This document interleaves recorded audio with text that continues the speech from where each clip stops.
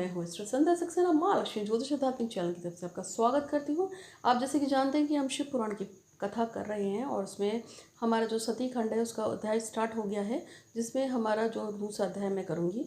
इसमें आपको पहले मैंने कथा में बताया था कि किस तरह से भगवान ब्रह्मा जी जो हैं उन्होंने कामना करी थी विष्णु जी, और उन्होंने कहा विष्णु जी से कि मैं चाहता हूँ कि अपनी संतान के रूप में शंकर जी मेरे संतान बने।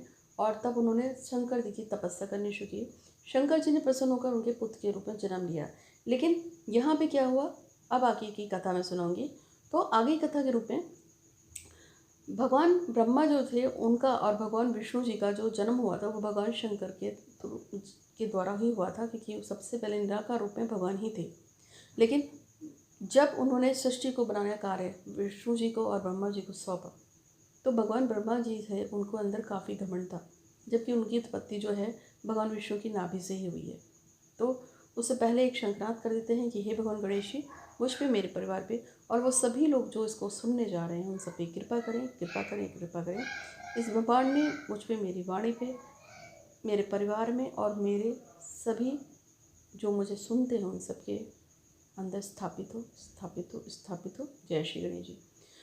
तो आगे की कहानी में क्या है कि भगवान शंकर जो हैं वो प्रसन्न हो जाते हैं भगवान ब्रह्मा की तपस्या से और उनको आशीर्वाद देते हैं। वो उनके पुत्र के रूप में आते हैं और फिर पुत्र के रूप में जन्म लेने के बाद वो कहते हैं कि आप मुझसे क्या चाहते हैं। तो उन्होंने कहा कि तुम मेरे पुत्र के रूप में जन्मे हो और चूँकि मुझे सृष्टि को बढ़ाना है, अतः मैं चाहता हूँ कि तुम सृष्टि को आगे बढ़ाओ। तो वो कहते हैं कि ठीक है, मैं सृष्टि को आगे बढ़ाऊंगा। और तब उन्होंने भूत, प्रेत, पिशाच, कुष्मांड, बेताल, ब्रह्म राक्षसों की उत्पत्ति करनी शुरू कर दी। तो ब्रह्मा जी ने जब देखा कि ये सब उत्पत्ति हो गए तो वो डर गए। उन्होंने कहा कि ये क्या किए जा रहे हो, इनसे सृष्टि कैसे चलेगी। तो उन्होंने कहा कि मैं तो इन्हीं को जन्म दे सकता हूँ, इसके अलावा मैं किसी को नहीं जानता हूँ। तो उन्होंने कहा कि हे प्रभु, आप इनको ख़त्म करो। तो उन्होंने कहा कि नहीं, मैं इनको ख़त्म नहीं कर सकता हूँ। तो उन्होंने कहा अगर आप इनको ख़त्म नहीं करेंगे तो फिर आगे कैसे चलेगा। तो उन्होंने कहा जिसको मैंने जन्म दिया है मैं उसको मार नहीं सकता हूँ ऐसे।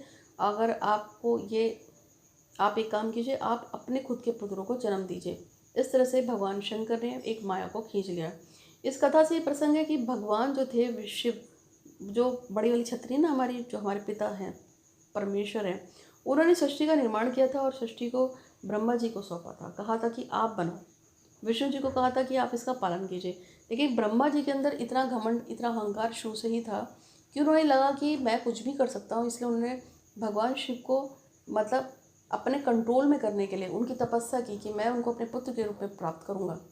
तो जो सृष्टि का रचयिता है, जो परमात्मा है, वो मेरे पुत्र के रूप में आएगा तो फिर वो मेरे अधीन हो जाएगा। लेकिन भगवान ने भी उनकी माया पर, उन पर माया करके पुत्रों की जगह प्रेत राक्षसों को जन्म देकर उनको ये समझा दिया कि वो परमात्मा से ऊपर नहीं है, क्योंकि परम पिता परमात्मा सिर्फ भगवान शिव है। ठीक है।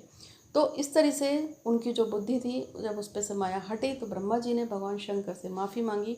और तब उनके जो पुत्र थे सनकादिक, उन्होंने आकर भगवान शंकर से विनती की, क्षमा मांगी और फिर सभी ने उनका गुणगान किया।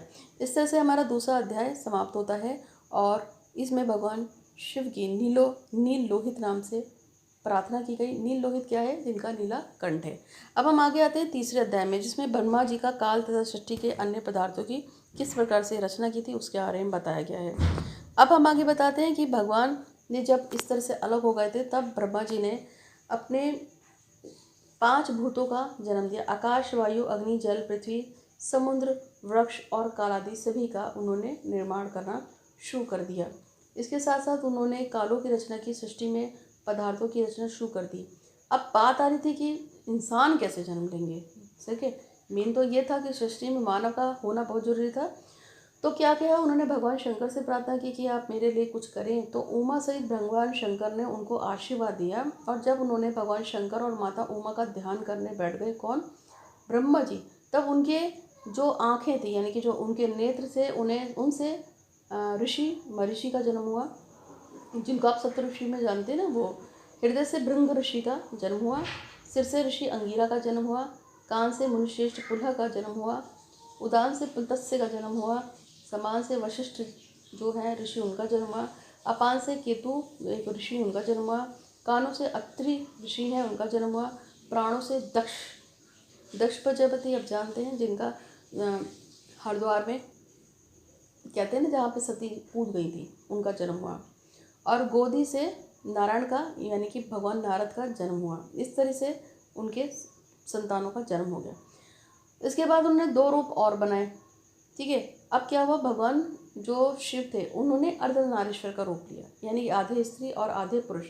और आधे स्त्री और आधे पुरुष होने के बाद उन्होंने आपस में विवाह किया, यानी कि भगवान शिव ने अपना आधा रूप तो उमा का कर लिया, यानी माता भगवती शक्ति का कर लिया, और आधा पुरुष अपना कर लिया। और इसके बाद नर नारी के रूप में उन्होंने एक दूसरे से विवाह किया। और विवाह करने के बाद जो नारी का जो रूप था वो कौन हुआ, पहले हम जो नर रूप था भगवान शंकर का वो स्वयंभू मनु के रूप में आए, और जो नारी का रूप था वो शत्रुपा उनकी पत्नी का, यानी कि देवी का जो पहला रूप है, पहला नाम है वो शत्रुपा हो गया। उन दोनों ने परस्पर विवाह करने के बाद उनके वहाँ पे जो संतान हुई वो ही प्रियव्रत और उत्तानपाद नाम के उनके 2 पुत्र हुए। और आकृति, देवहूति और पुरुषवती नाम की 3 लड़कियां यानी कन्याएं भी हुई। अब जो आकृति नाम की कन्या थी उसका विवाह जो दक्ष के पहले पुत्र थे, ब्रह्मा जी के जो पहले पुत्र थे, ठीक है, जिनका नेत्रों से जन्म हुआ था, महाऋषि के साथ कर दिया गया। और जो देवहूति जो कन्या थी उसका विवाह किससे किया, कर्दम ऋषि जो थे उनसे कर दिया गया। और इसके बाद जो थे प्रसूति जो थी उनका विवाह किससे कर दिया, दक्ष प्रजापति से कर दिया। और इन्हीं की कन्या बाद में माता सती भी। आकृति और रुचि के यहाँ 12 पुत्रों का जन्म हुआ। और देवहूति के और कर्दम के यहाँ कितने पैदा हुए पुत्र, उनके बहुत से पुत्र हुए। और दक्ष की 24 लड़कियां पैदा हुई, राजा दक्ष की। तो राजा दक्ष की जो 24 कन्या पैदा हुई उनमें से 13 का विवाह जो है उन्होंने धर्मराज से कर दिया। धर्मराज कौन है, यम देवता, उनसे कर दिया। और उनकी जो पत्नियां थी उनका नाम था श्रद्धा, लक्ष्मी, दृष्टि, तुष्टि, पुष्टि, मेधा, क्रिया, बुद्धि, लज्जा, वघु, शांति, सिद्धि, कीर्ति। और फिर जो छोटी 11 कन्याएं थी, क्योंकि टोटल 24 कन्याएं थी, उनमें से थी ख्याति, सतपुत, सन्मति, स्मृति, प्रीति, शम, संति, अनुरूपा, ऊर्जा, स्वाहा, सुधा को क्रमशः किस किस से विवाह किया, भृंगु ऋषि से, और भव से, मरीचि से, अंगिरा ऋषि से, मुनि ऋषि से, पुलत्स्य ऋषि से, पुलहकृत ऋषि से, अति ऋषि से, वशिष्ठ ऋषि से, बहन से और पितर के साथ ब्याही गई। यानी कि ये लड़कियां इनके साथ इनका विवाह हो गया। और इस तरह से ये लड़कियां ही जो थी, जो कन्याएं थी, ये पूरे संसार में फैल गई। और इन्हीं की कन्याएं पैदा होते हुए, इन्हीं के पुत्र पैदा होते हुए उनके ही आपस में जो है इन्होंने सृष्टि को विस्तार दिया। फिर भगवान शंकर की आज्ञा के साथ अनेक असंख्य जातियों का उत्पन्न हुआ, जिसमें ब्राह्मण हुए। दक्ष की 60 कन्याओं की संतानों ने पाताल से लेकर सत्यलोक तक सब जगह फैल गई, क्योंकि उन्हीं की कन्याएं हुई थी सबसे ज़्यादा। और उनकी जो कन्याएं थे उनके विवाह हुए और उससे बहुत सारी संसार में सृष्टि हो गई। और इस तरह से जो भगवान जो विष्णु हैं, ठीक है, और भगवान ब्रह्मा हैं और भगवान शिव, ये जो 3 हैं ये प्रमुख परमात्मा बन गए। और बाकी जो जितने भी थे वो सब देवी देवता बन गए। ठीक है, सती को भगवान शिव के रूप में प्राप्त हुई, मतलब सती देवी जो थी वो शक्ति और उमा के रूप में भगवान शिव को प्राप्त हुई। वहीं लक्ष्मी जी किसको प्राप्त हुई, विष्णु जी को प्राप्त हुई। इसी तरह से आगे की श्रृंखला में भगवान शंकर के साथ सती ने हठपूर्वक विवाह किया।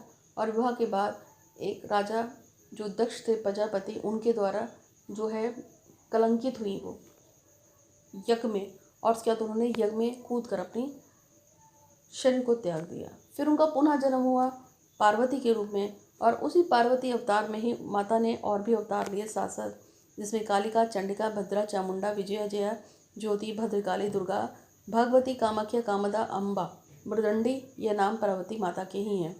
इस तरह से देवी, तीनों जो देवी थे, इन्हीं के द्वारा पूर्ण सृष्टि का निर्माण हुआ है।